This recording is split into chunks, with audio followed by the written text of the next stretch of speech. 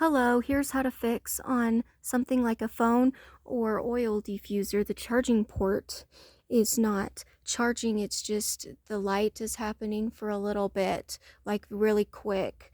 And you're wondering what the heck, it's kind of defaulting. So what you and scraping it didn't work.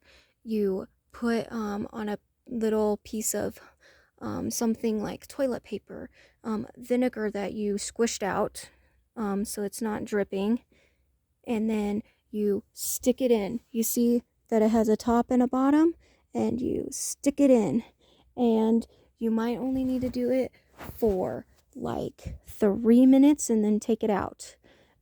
So yeah, you take something like this to squish it in. And that is it. Thank you for watching.